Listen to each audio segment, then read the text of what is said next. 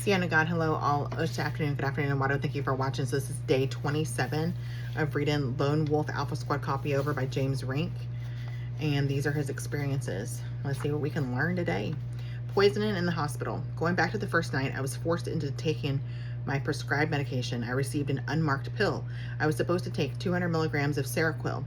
Seroquel. I think that's how it's pronounced.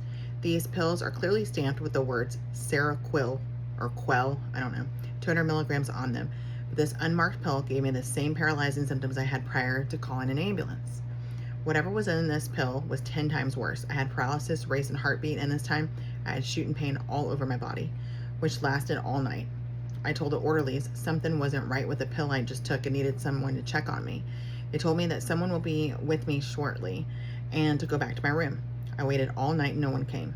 I spent much of that night reciting Saint Germain's Violet Flame, which helps to cleanse the auric field of negative energy. And I am glad too, because it helped me feel so much better throughout my stay. The next day, I told the doctor what happened. He leaned towards the nurse and said he's psychosomatic, which means I made it all up in my head. Perhaps this was a placebo. But if this is the case, why that reaction? In parentheses, a few years later, I went through my medical file and was reading the comments on how, if my condition did not improve, I would have to be permanently institutionalized. Whoa. The next night, I was given a stamped pill marked 200 milligrams of Seroquel, which resulted in a typical normal response to an antipsychotic medication. The strange dizzy symptoms also occurred in another incident.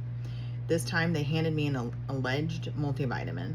At this point, I realized something bizarre was going on. Either the pills I was being given were being intentionally laced with drugs, or a remote influencer was effing with my head, or maybe some kind of chip or microwave weapon was being used against me. I don't know. But from then on, I decided it was best to keep the symptoms I was feeling to myself. So I cooperated. I told the doctors the meds were making me feel so much better now. I was ready to go home and keep taking my meds while continuing my therapy. But before I would be discharged, I had to confront my family. During this meeting, I asked my father if he noticed anything unusual about me as a child, and I got an interesting response. He said, "When you were 8, I came home from work and found you shaking in the bed, and you were talking like a different person." I got my Bible out and did an exorcism. I have no memories of this, and my father never once told me he'd done an exorcism on me before. The only way an 8-year-old boy would become possessed, in parentheses that I know of, is if they were exposed to Satanism. Since my father would not discuss this matter any further, I can only make assumptions. Was this the cause of my painful erections and why I have no memories of my life from the age of 6 to 8, some ritual performed on me as a child? A clue about this came from a psychic medium. She was able to help me understand why so many other psychics kept seeing the name David around me, and why as a teenager would often write poems wishing I was David. I don't have any recall about this, nor can I confirm its validity, but I want to share it anyway. This is what I was told. And this is all in quotes. David molested you as a child and died soon after.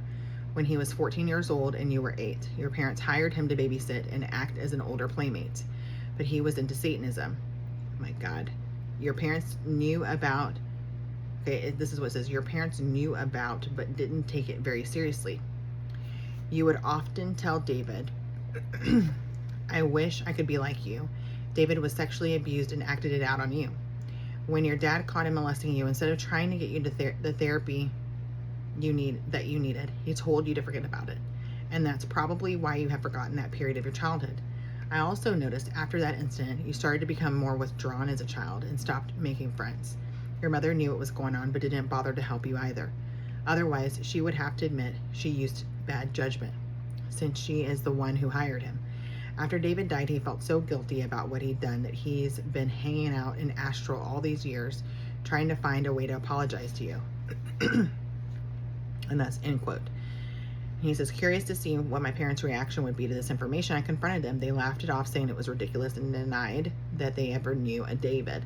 Since I am unable to remember what happened to me during that time in my life, there is little else I can say. Perhaps this was part of my lab programming. I don't know. It wasn't until I was discharged from the hospital that I was allowed to review my medical records. I was diagnosed with psychosis, NOS, not otherwise specified, according to DSM-IV, so the DSM manual, the fourth one, I guess.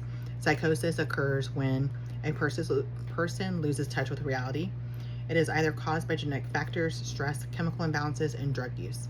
But one could easily add mind control to that list.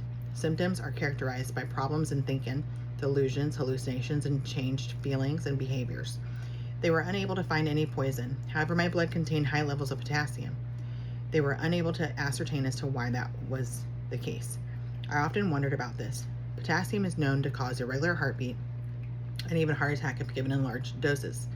So perhaps this is what caused the racing heartbeat. Another clue was sent to me by another MyLab victim. I thought it's worth mentioning, though I cannot verify its accuracy. And in quotes it says, "You are a DSM code, extraterrestrial hybrid, used for outer space operations. They are injecting us with high doses of potassium and calcium as beta channel blockers and other chemicals to keep us on peak level. This is somehow connected to Operation Rebirth 163-64, which involves correcting our vision, mind, immune system, durability, gene mutation, etc. Potassium is used in higher doses to activate carbon. It is a natural pain desensitizer and is used for radiation protection, such as cosmic radiation and atomic nuclear testing radiation." And that's end quote. Aftermath. About a month later, the hospital finally sent me home with $25,000 worth of doctor bills and a bottle of meds, which promptly went in the dumpster. I am proud to report that I have been med-free ever since. It says total charges to $23,951.10. Total payments and adjustments, 0. Account balance, $23,951.10. Service information, James M. Rink, Behavioral Health Center, Randolph, from 5/7/2005 through 5/25/2005. So here's the picture of that for you. And then medical bill from May 2005 ordeal. The original hard copy document has since gone missing. When I came home, I confronted my friend who doubled as a handler. And this is the conversation between James and the friend. "James, why did you lie to me about all this?" "Yes, I did. I don't have to live with it. You're chicken poop. You believe people online." "How come I got sick after you said I was being poisoned?" "You must have eaten something. It's not my fault. You're stupid." "How am I getting needle marks and scratches?" "They're stretch marks. All weightlifters get them." What? Anyways, and then he says he interjects, "The only problem with this statement is that stretch marks don't cause you to develop lumps that look like implants and scoop marks of missing flesh. I cut my ties to that jerk and removed him from my life. I'll just let karma bite him back. When I look back, I feel there is a strong possibility that this individual was probably under mind control programming himself. His actions are very typical of a gamma lying program. His family is Illuminati and owns a large chain of hotels, which most of you would recognize." But I moved on. Financially, the medical expenses ruined me for many years. My family did not want to hear any more crazy talk involving Nathan, aliens, needle marks, or molestation by David. Chapter 10, APMCP. In time, I was able to piece together what I think happened in my breakdown. One of my friends was able to telepathically communicate with certain extraterrestrial beings known as the Council of Light. They serve as one of the ruling councils with the Intergalactic Federation of Light, which is a loose-knit group of benevolent extraterrestrial species, including Pleiadians, Nordics, Greys, and Reptilians. They have parked approximately 12 million cloaked vessels in orbit around the planet. They are doing all they can to prevent a pole shift, neutralizing chemtrails, and preventing nuclear annihilation. Through one of their contacts, I was informed that the men in black were injecting me with hallucinogens so that I would appear crazy in order to discredit me. The Council of Light allowed me to suffer through this ordeal so that I would understand what others like me have gone through. My suffering as a child was needed in order to prepare me to use more of my senses so that I could be able to judge things more clearly for what they are. They told me Nate was an android life from Planet X, also known as Nibiru, Nibiru. For those that don't know, Planet X is a massive hollowed out planet 4 times the size of planet Earth. It travels through the Milky Way like a spaceship. Inside Planet X is an ancient advanced civilization composed primarily of benevolent reptilians Once every 3,630 years, Planet X travels through the system. Currently, Planet X is 1,600 years away from orbiting our planet and will not be causing any disruptions anytime soon, unlike the propaganda you read on the internet. Androids are soulless, cloned beings that have been enhanced with nanotechnology, making them more robotic than human, but Nate was different. He was the first of his kind to have a soul. Nate is a type A genetically enhanced person. This means he is a Black Project modified person designed for combat with espionage capabilities. A type B is a genetically modified person designed for espionage with combat capabilities. Nate was implanted with a control link microchip. Control links are implanted in all victims of APMCP, the Alien Psychic Mind Control Program. They help keep alters from breaking out of their programming. The Council of Light confirmed Lucifer was no more. As for the meteor, it is still on its way, but I have a feeling it's since been destroyed. They are also, okay, so this is how it reads. They also informed me, they also informed me that I will be seeing Nathan again one day, but not for a very long time. It was around that time that I first came in contact with James Casbolt, aka Michael Prince. As a child, he was subjected to trauma-based mind control programming so that he could be trained as a super soldier. He channeled this message for me from the Pleiadians. This is in quotes. You have been waiting all your life to live in your body. You have not fully occupied your body. You have lived outside of it. DID. You have been dissociated from your body because of trauma. When you anchor your walk-in, you will have superhuman powers. Nate, your brother, Commander-in-Chief James/Michael find brothers and sisters, take to safety areas in 2012. End quote. I feel most of this is true, but not sure about the walk-in part, as usually most people who claim to have walk-ins are under remote influencing and are mind controlled to think their soul has been switched. James explained to me that walk-ins are twin braided souls. This occurs when an oversoul incarnates with another soul in the same body. Oversouls are godlike beings that have split a portion of their own soul to live out many different lives simultaneously. So I'll let you decide what to believe. Chapter 11, Checkmate.